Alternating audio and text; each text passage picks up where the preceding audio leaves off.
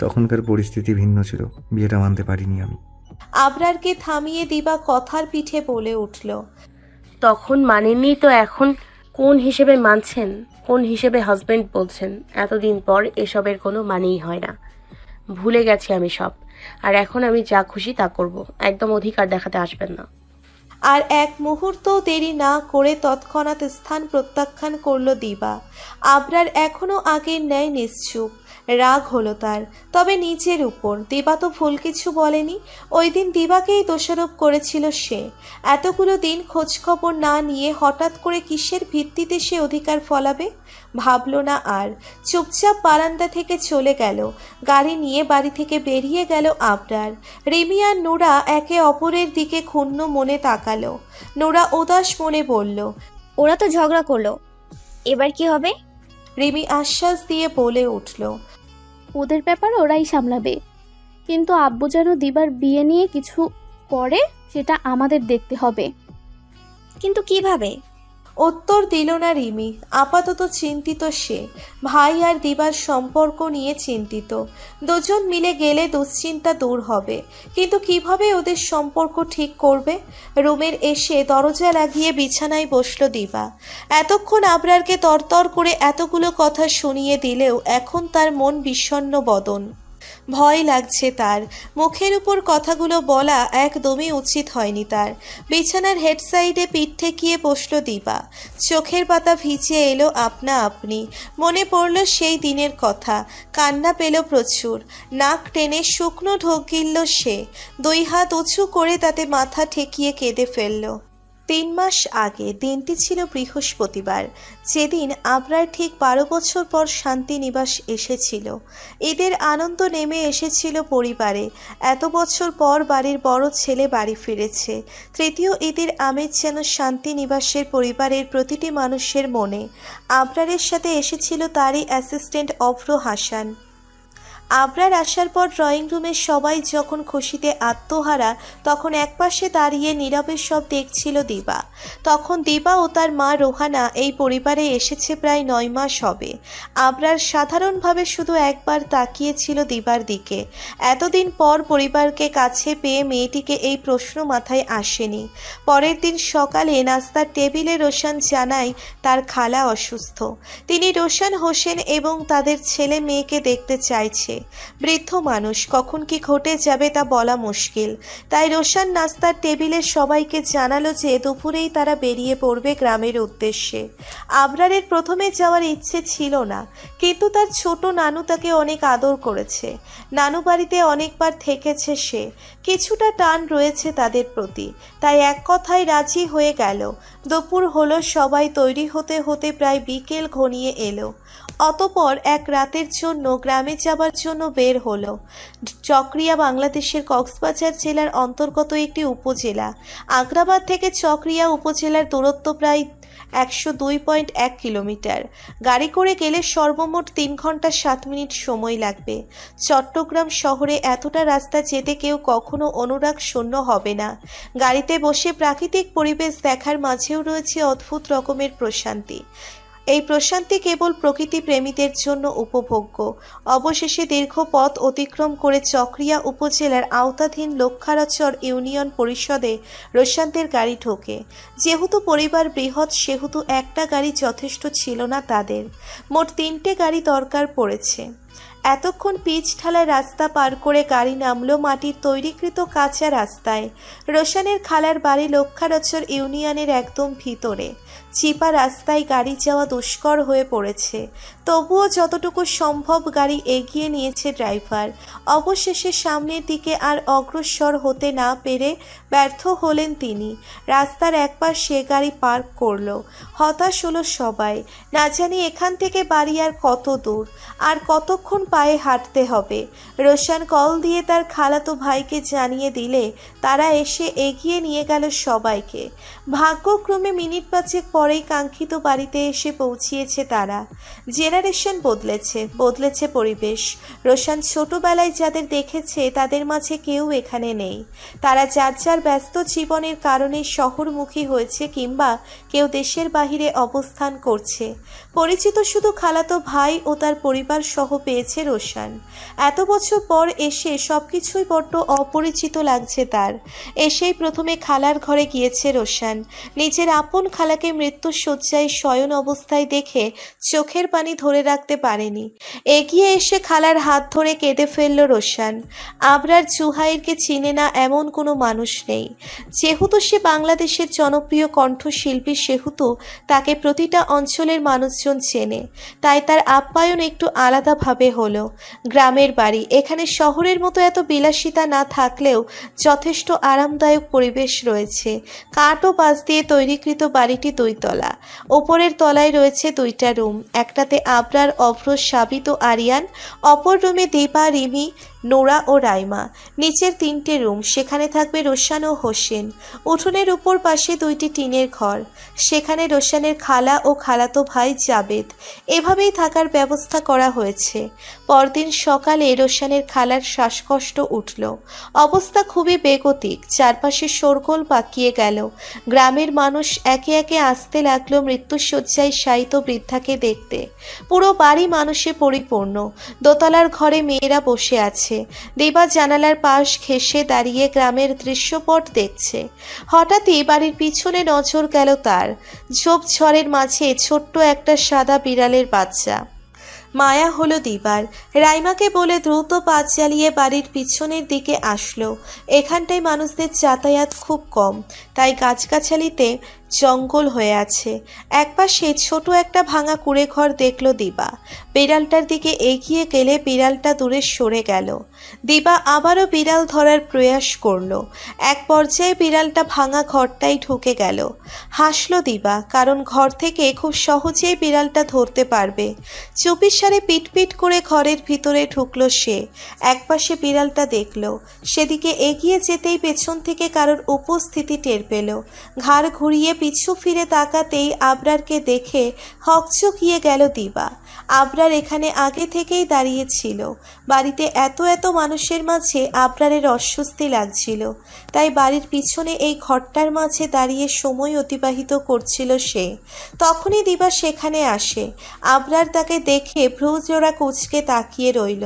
দিবা অপ্রস্তুত হয়ে কোনো রকমে সরি বলেই ঘর থেকে বেরিয়ে আসলো। বিড়াল জাহান নামে যাক, এমন অপ্রীতিকর পরিস্থিতিতে আগে কখনো পড়েনি দিবা।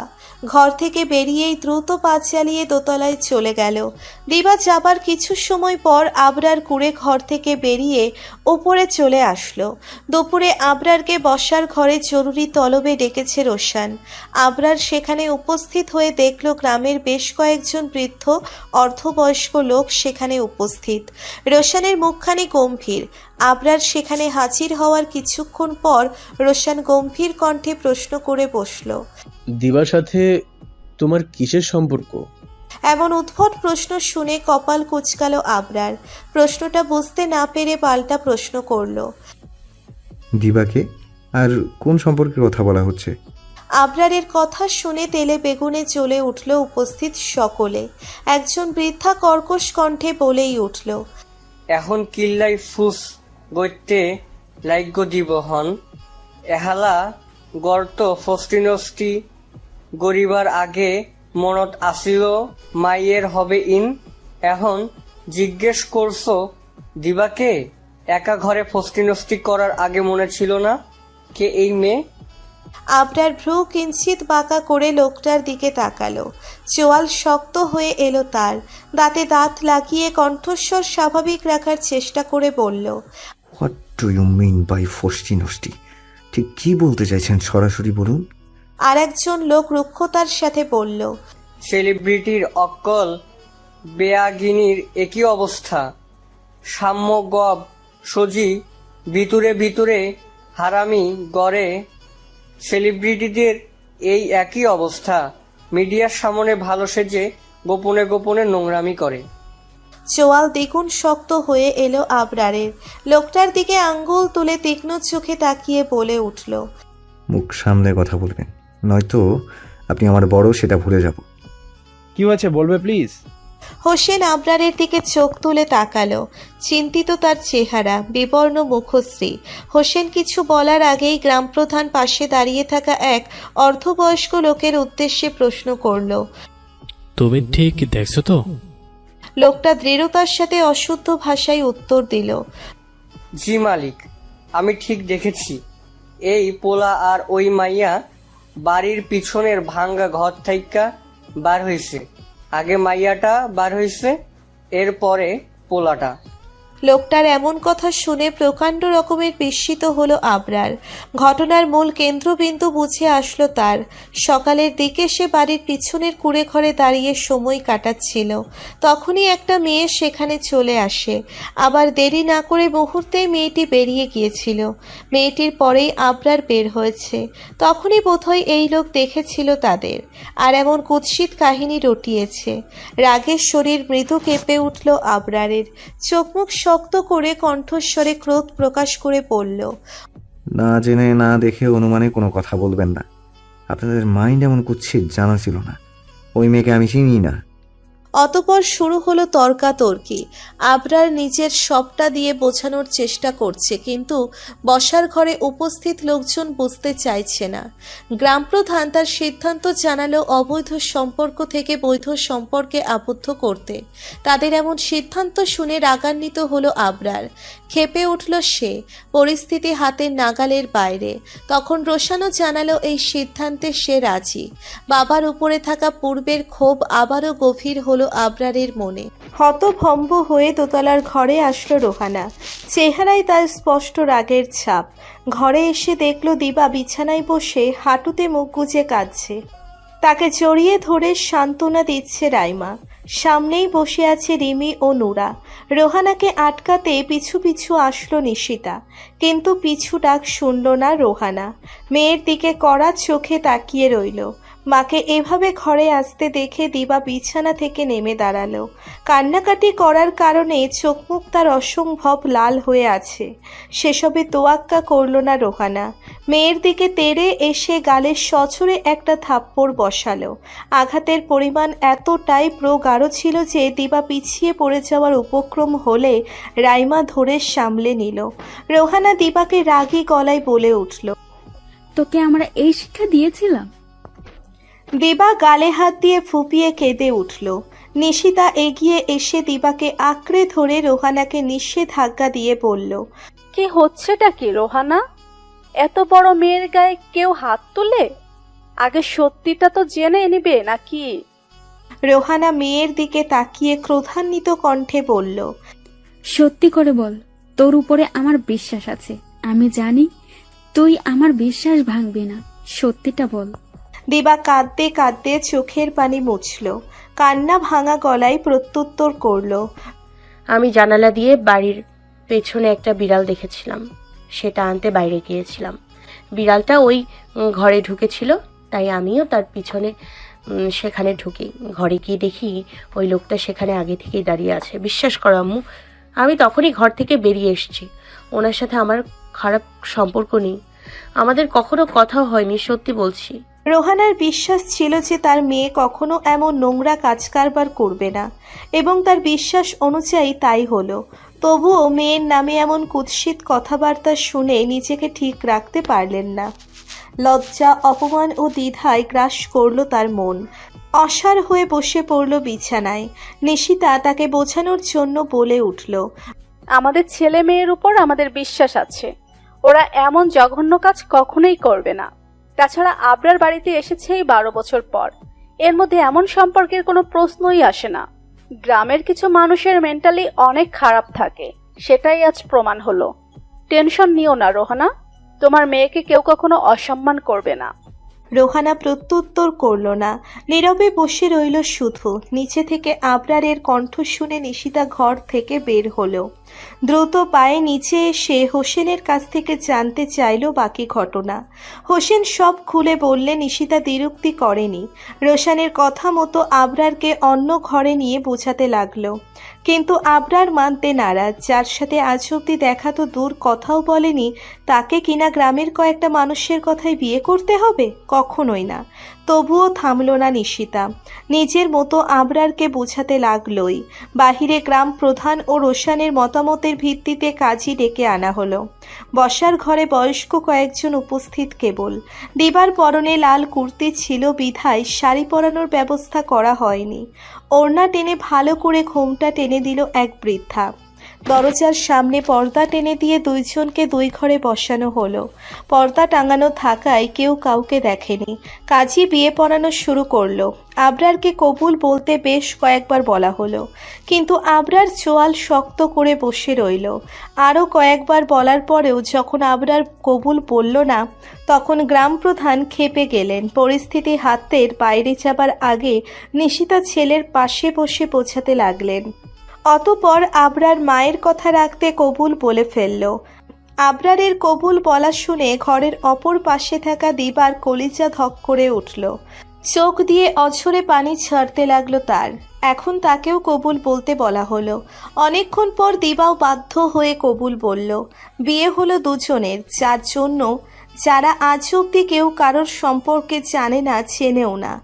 বিয়ের এই সম্পূর্ণ ঘটনায় কেবল অল্প সংখ্যক বয়স্ক জ্ঞানী লোক উপস্থিত ছিল।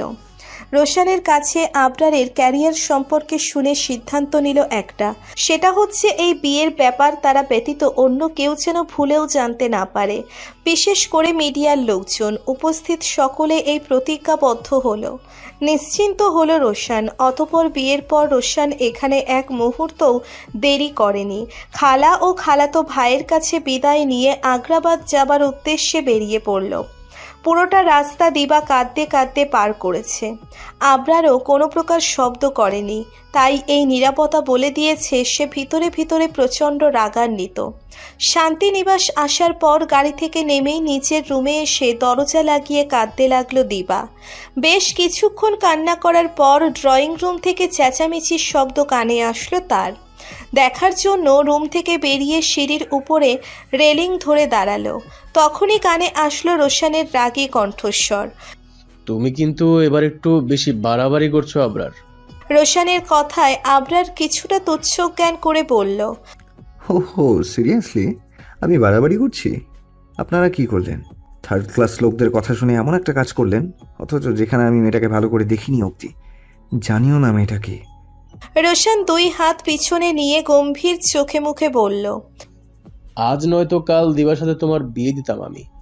যেহেতু পরিস্থিতি পাল্টে বিয়ে হয়েই গেছে, সেহেতু মেনে নাও, তোমার জন্যই ভালো হবে। আবরার রাগে ড্রয়িং রুমের সোফায় সামনে থাকা কাচের টি টেবিলে সজোরের লাথি দিল একটা। টি টেবিলটা উল্টে কাচটা ভেঙে টুকরো টুকরো হয়ে গেছে। কাচ ভাঙায় কেঁপে উঠল দিবা। সঙ্গে ড্রয়িং রুমে উপস্থিত সবাই বিস্মিত হলো। আবরার রেগে দ্বিগুণ চেঁচিয়ে বলে উঠল, কি পেয়েছেনটা কি আপনি আমাকে? হ্যাঁ, যা ইচ্ছে হবে তাই আমার উপর চাপিয়ে দিবেন? ছোট থেকেই এমন হয়ে এসেছে। আমি আগে সেই ছোট আবরার নই, বুঝতে হবে মিস্টার রোশান। ভাইয়ের নাম নেওয়ায় থমকে উঠল হোসেন। আবরার, বাবার সাথে এটা কেমন ব্যবহার? তখন যা ঘটার ঘটে গেছেই, এতে ভাইয়ের দোষ নেই। যা হয়েছিল তা তোদের ভুলের কারণেই। হোসেনের শেষ কথাটা শুনে যেন আবরারের রাগ আরো দ্বিগুণ হলো। বলল, এখানে আমার কোনো দোষ নেই। ওই মেয়েটা কোথায়? নাম কি জানি ওর? সব দোষ তার। মেয়েটা ইচ্ছে করে ঘরে গিয়েছে, আমি জানি। মেয়েটা জানতো আমি এখানে আছি। কি ভেবেছে? হ্যাঁ, প্ল্যান করে এমন করবে আর আমি মেনে নেব? ইম্পসিবল। এই বিয়ে আমি মানি না, কিছুতেই না। বলেই পাশের ফ্লাওয়ার ভাস ছুঁড়ে ফেলল। দিবাকে নিয়ে কথা বলাই রোশান রাগলো এবার।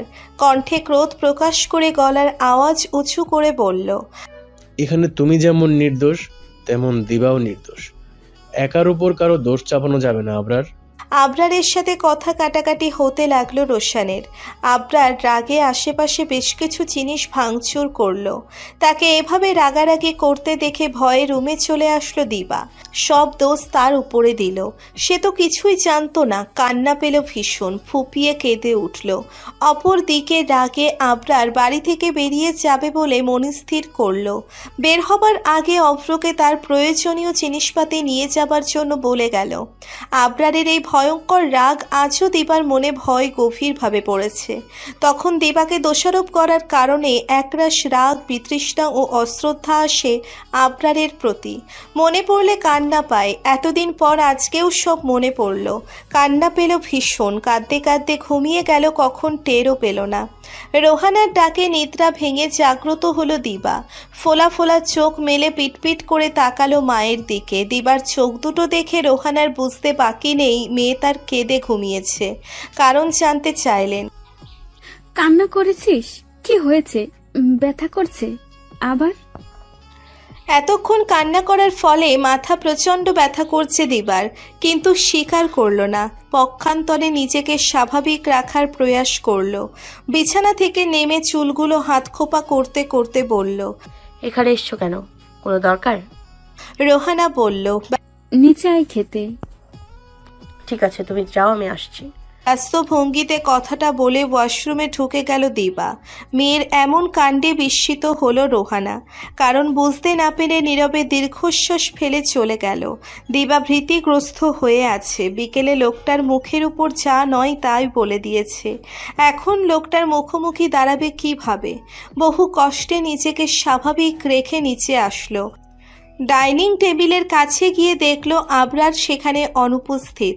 প্রথমে স্বস্তির নিঃশ্বাস ফেললেও পরে চিন্তিত হলো। লোকটার যা ভয়ানক রাগ, এখন যদি দিবার উপর রেগে বাড়ি থেকে চলে যায়। ভয়ে জমে এলো দিবার শরীর। হাজারটা চিন্তা নিয়ে খাবার শেষ হলো। ঘুমানোর সময় হলো, কিন্তু আবরারের দেখা এখনো মিলল না। ঠোঁট কামড়ে রুমে পায়চারি করতে করতে ভাবতে লাগলো দিবা। ভয়ে ঘেমে গেল দিবা। লোকটা কি সত্যি সত্যি চলে গেল? রাত্রির দ্বীপ্রহর, গভীর ঘুমে আচ্ছন্ন পরিবেশ, রাস্তাঘাট জনমানবহীন, সবকিছু একদম নিস্তব্ধ। সন্ধ্যার পর ভারী বর্ষণের কারণে পরিবেশ এখন শীতল। সিমসাম কোমুট বাঁধা অনুকূল। গাছের কড়া সবুজ পাতাগুলো ভিজে আছে। কিয়ৎক্ষণ পরপর চুইয়ে চুইয়ে পানি ঝরছে। বিশাল অম্বরে খানিকক্ষণ পরপর বিদ্যুৎ চমকাচ্ছে। আকাশের আড়ম্বরের ধ্বনিতে চারপাশ মুখরিত। পাখিরা তাদের আপন নিরে ঘাপটি মেরে বসে আছে। দরজার টোকা পড়ার আওয়াজে গভীর নিদ্রায় আচ্ছন্ন ভাব কাটল দিবার। পিটপিট করে তাকিয়ে দেওয়াল ঘড়িতে চোখ বুলিয়ে সময় দেখে নিল। এখন অনেক রাত। এত রাতে কে এলো? বিরক্ত হলো কিছুটা। তবুও ঘুমো ঘুমো চোখে বিছানা থেকে নেমে দরজা খুলল।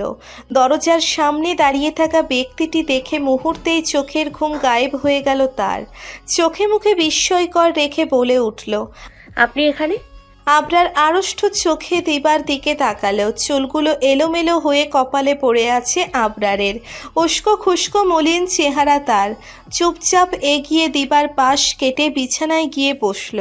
দিবা চট জলদি দরজা লাগিয়ে দিল নিঃশব্দে। তারপর আবরারের কাছে এসে অস্থির কণ্ঠে বলতে লাগলো, এখানে এসছেন কেন? কেউ দেখে ফেলবে, বের হন এক্ষুনি। আপনার রুমে যান, তাড়াতাড়ি উঠুন। আবরার দিবার কথা গুরুত্ব দিল না।